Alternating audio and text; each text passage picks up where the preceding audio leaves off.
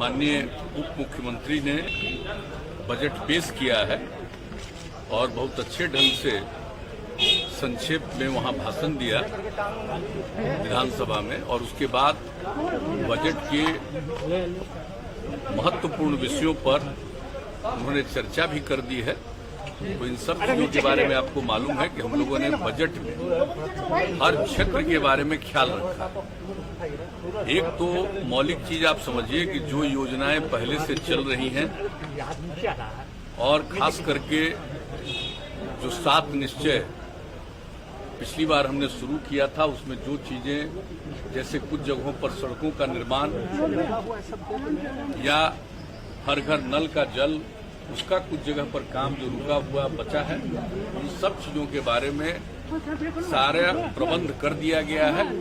और ये इस बार का बजट में इस बात का उल्लेख किया गया है कि ये पूरी कोशिश होगी कि 1 साल के अंदर जितनी भी चीजें है पहले से चल रही हैं उस काम को पूरा कर दिया जाए।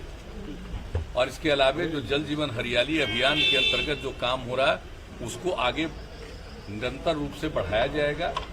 और इसके अलावे हमारे उप मुख्यमंत्री जी ने इस बात को पूरे तौर पर चर्चा कर दी है कि जो नया जो आत्मनिर्भर बिहार के लिए 7 निश्चय 2 की परिकल्पना की गई है, उसके बारे में जो कुछ भी कैबिनेट ने पास किया, और जब कैबिनेट ने पास किया तो विभिन्न विभागों ने इसके लिए जो जरूरी योजनाएं हैं उस पर काम किया और बनाया है।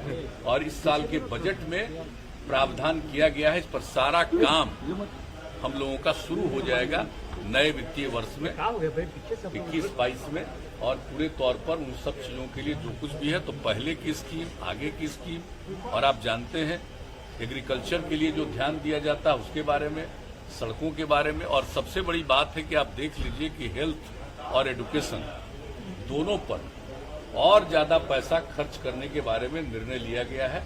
तो सब लोगों को जो सुविधा मिलेगी उस सब चीज के लिए प्रावधान है ऐसी परिस्थिति में भी।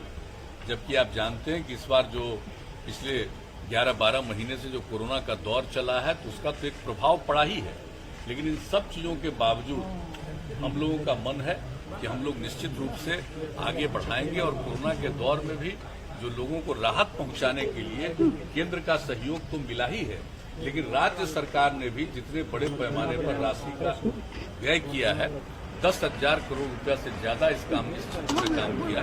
तो ये सब काम तो किए ही हम, लेकिन इसके आगे अगले साल के लिए और अच्छे ढंग से बिहार की प्रगति हो, इसके लिए हम लोग प्रयास कर रहे हैं। और बजट में एक एक चीज का प्रावधान किया गया है, और हमारे मुख्यमंत्री जी ने तो पूरे तौर पर आपको बता दिया है और हाउस में भी बताया है, संक्षेप में ही एक एक चीज के बारे में उन्होंने चर्चा कर दी है। और इसके अलावा आप लोगों के समक्ष भी इन लोगों ने बता दिया। तो हम लोगों को इस बात पर एकदम बिल्कुल, जिसको कहिए कि इसके प्रति हम लोगों का एकदम, जिसको कहिए कि डेडिकेशन है, हम लोग बिल्कुल इस बात को लेकर के वचनबद्ध ही नहीं है। हम उस पर अनुपालन करना चाहते हैं, उसको क्रियान्वित करना चाहते हैं। उसके लिए बजट में बहुत सारे प्रावधान किए गए हैं ऐसी परिस्थिति में, जबकि आप जान रहे हैं कि आर्थिक स्थिति पर पूरे दुनिया में, पूरे देश में सब पर असर पड़ा है। तो हम लोग उसके अलावे भी सब काम को आगे बढ़ाना चाहते हैं और करना चाहते हैं। सबका सहयोग मिलेगा, सब लोग मिल करके बिहार को आगे बढ़ाने में रोजगार सृजन की बात भी कही गई है। आने वाले 5 सालों में 20 लाख रोजगार सृजन की बात वो भी कहा है। जो आजकल तो लोग बोलते रहते हैं 19 लाख 19 लाख, हम लोगों का 7 निश्चय 2 जो आत्मनिर्भर बिहार के लिए देखा नहीं, उसमें लिखा हुआ है सरकारी और गैर सरकारी हर प्रकार से लोगों को प्रेरित करेंगे और 20 लाख से भी ज्यादा लोगों के लिए को रोजगार का अवसर मिले, इसके लिए हम लोग काम करें। देखिए वो तो बात नहीं समझते हैं, तो तीनों न बनेगा साहब। आपको मेडिकल यूनिवर्सिटी बनेगा, और जो हमारे जितने इंस्टीट्यूशंस हैं, आपको इंजीनियरिंग, तो इंजीनियरिंग यूनिवर्सिटी भी बनेगा। और उसके अलावा खेल के लिए भी एक विश्वविद्यालय बनाने की बात है। और चूंकि आप जानते हैं कि राजगीर में इतने बड़े पैमाने पर काम हो रहा है, तो यही तय किया गया कि और कहीं किसी जगह लेने की जरूरत नहीं पड़ेगी, वहीं पर विश्वविद्यालय बनाएंगे। तो जान रहे हैं आज का तय नहीं है, ये तो 10 साल पहले से तय है, और उस पर काम होना जितने बड़े पैमाने पर शुरू हुआ है।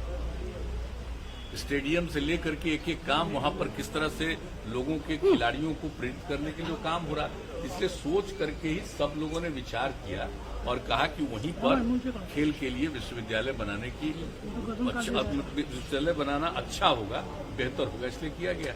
और बाकी हम लोग इंजीनियरिंग के लिए भी और मेडिकल के लिए भी यूनिवर्सिटी बनाएंगे, हम लोगों ने तय कर लिया। और आप जानते हैं कि इसके लिए हम लोगों ने आपस में देखना शुरू कर दिया है कि किसका कहाँ होगा, तो उसके लिए भी सब तैयारी चल रही है। और जब वो अंतिम हो जाएगा कि कहाँ पर और क्या बनेगा, तो उसके बारे में फिर बात इसको घोषणा की जाएगी, हम लोग बनाएंगे। बड़े बड़े जो मैचेस होते हैं मुख्यमंत्री जी अन्य राज्यों में लगता है कि बिहार में भी स्पोर्ट्स अकेडमी बनने से वैसी काफी अच्छा होगा। देखिए, स्पोर्ट्स को बढ़ावा देने के लिए तो आप जान रहे हैं हम लोग प्रारंभ से ही पूरी कोशिश करते हैं।